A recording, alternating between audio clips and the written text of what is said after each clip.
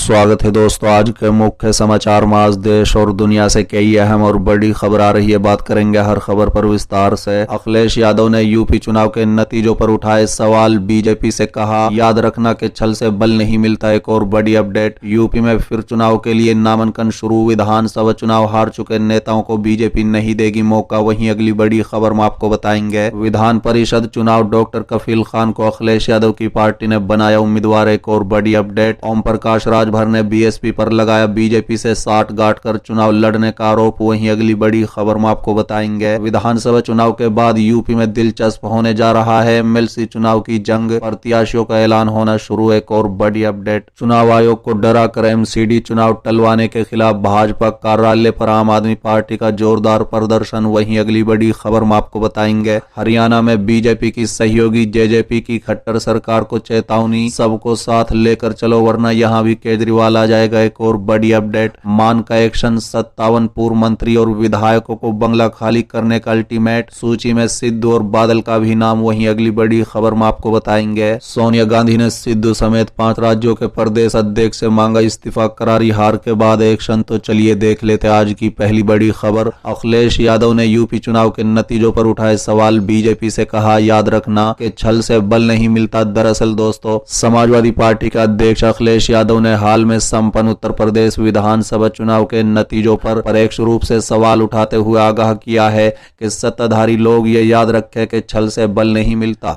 बता दें कि अखिलेश ने मंगलवार को ट्वीट में दावा किया है कि डाक मतपत्र के लिहाज से सपा गठबंधन को 304 सीटें मिलनी चाहिए, जो चुनाव के नतीजों का सच बयां कर रही है। बता दें कि सपा प्रमुख अखिलेश यादव ने ट्वीट में कहा कि डाक मतपत्र में सपा गठबंधन को मिले 51.5% वोट और उनके हिसाब से 304 सीटों पर हुई सपा गठबंधन की जीत चुनाव का सच बयान कर रही है।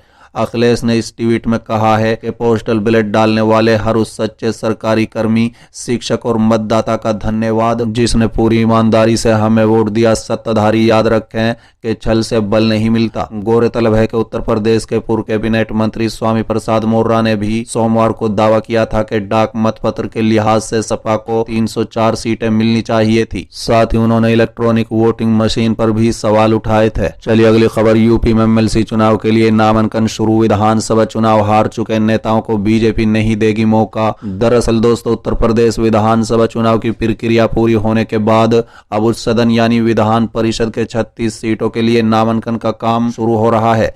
लेकिन अब तक ना तो भारतीय जनता पार्टी और ना ही समाजवादी पार्टी की तरफ से प्रत्याशियों के नामों का ऐलान हुआ है। बता दें कि दोनों ही दलों में प्रत्याशी के चयन को लेकर बैठक होनी है। भाजपा सपा की तरफ से इस बात का प्रयास किया जा रहा है कि उच्च सदन में अपनी ताकत को बढ़ाया जाए।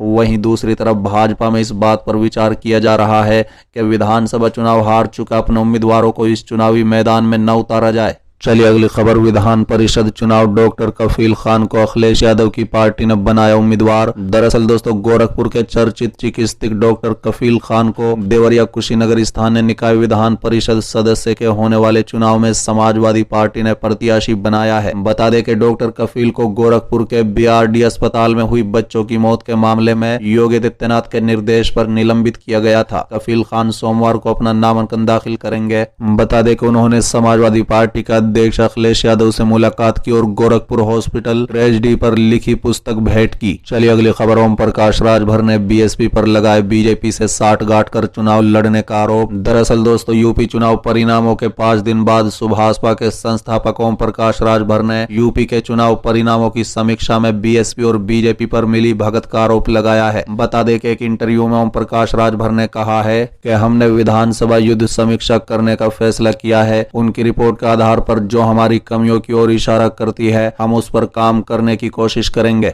बता दें कि सुहेल देव भारतीय समाज पार्टी के संस्थापक ओपी राजभर ने आगे कहा है कि पूर्वांचल की 122 सीटें ऐसी हैं जिन पर बीजेपी कार्यालय में उम्मीदवारों का फैसला किया गया और बीएसपी कार्यालय में चुनाव चिन्ह दिए गए।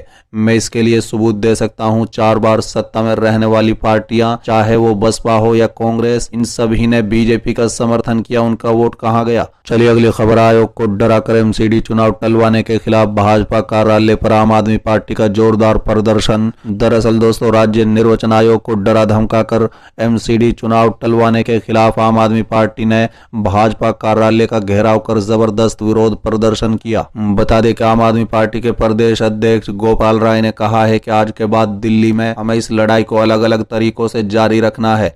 आगे हम कार्यक्रम बनाएंगे और पूरी दिल्ली की जनता को बताएंगे कि भाजपा एमसीडी चुनाव में अपनी निश्चित पराजय से किस तरह डर रही है। बता दें कि इससे पहले आम आदमी पार्टी के प्रदेश अध्यक्ष गोपाल राय के नेतृत्व में आम आदमी पार्टी के कार्यकर्ताओं ने भाजपा के खिलाफ जमकर नारेबाजी की।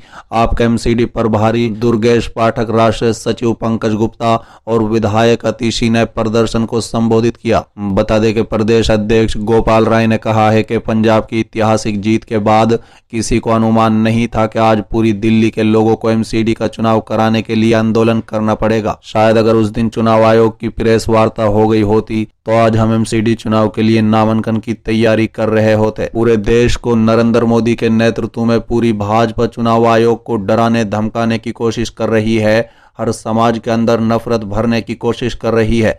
जो उसके खिलाफ बोलता है उसकी फाइलें खोलकर उसे जेल में डालने का डर पैदा करने की कोशिश करती है। मैं आप लोगों को बधाई देना चाहता हूं कि पिछले 1 महीने में आपने एमसीडी में बदलाव के लिए गली गली और घर घर जाकर अभियान चलाया।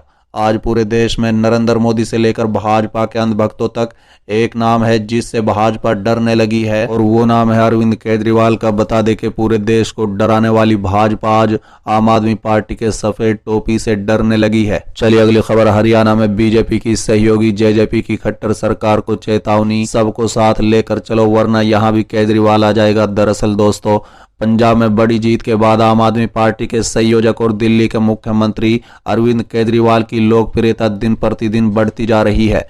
अब आम आदमी पार्टी ने हरियाणा में भी पार्टी के विस्तार देने का फैसला किया है।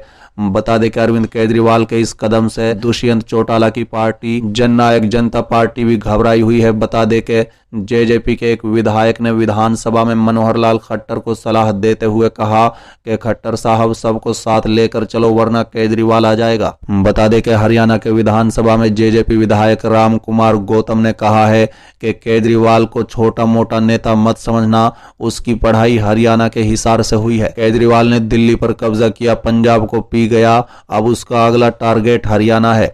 खट्टर साहब सबको साथ लेकर चलो नहीं तो यहाँ भी केजरीवाल आ जाएगा। सोमवार को हरियाणा में कई पार्टियों के नेताओं ने आम आदमी पार्टी ज्वाइन की। चलिए अगली खबर। मान का एक्शन, 57 पूर्व मंत्री और विधायकों को बंगला खाली करने का अल्टीमेट। सूची में सिद्धू और बादल का भी नाम। दरअसल दोस्तों, मुख्यमंत्री पद की शपथ लेने जा रहे भगवंत मान एक्शन मूड में आ गए हैं। बता दें कि पंजाब सरकार ने 57 पूर्व मंत्री और विधायकों को सरकारी बंगले खाली करने का अल्टीमेट दे दिया है। इसके लिए सरकार ने 26 मार्च तक का समय दिया है। बता दें कि तय समय पर आवास खाली नहीं करने वालों को कई गुना किराया देना होगा। बंगलों को खाली करने की सूची में पंजाब की सियासत के दिग्गज सुखबीर सिंह बादल और कांग्रेस प्रधान नवजोत सिंह सिद्धू के नाम भी शामिल हैं। बता दें कि पंजाब का निजाम बदल चुका है। सरकार बदलते ही सरकारी कार्यप्रणाली भी बदलने लगी है। बता दें कि मुख्यमंत्री पद पर अब परंपरागत चेहरों को हटाकर कॉमेडियन से नेता बने भगवंत मान शपथ ले रहे हैं। बता दें कि सत्ता संभालने से पहले ही मान ने भी नई मिली जिम्मेदारी को बखूबी निभाना शुरू कर दिया है।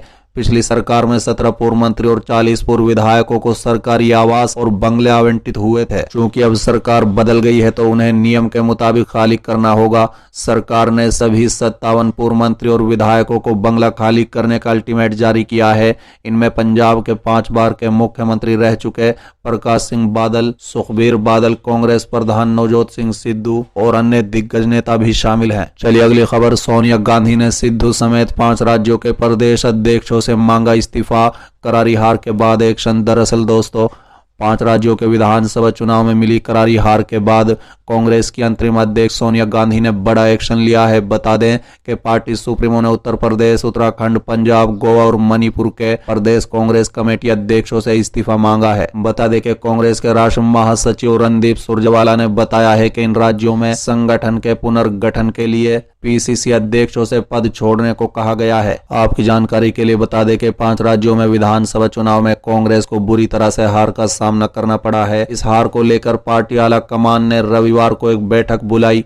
इसके बाद से लगातार एक्शन का दौर शुरू हो गया है। बता दें कि इसी क्रम में अब हार वाले राज्यों की कांग्रेस कमेटी के अध्यक्षों से त्याग पत्र देने को कहा गया है।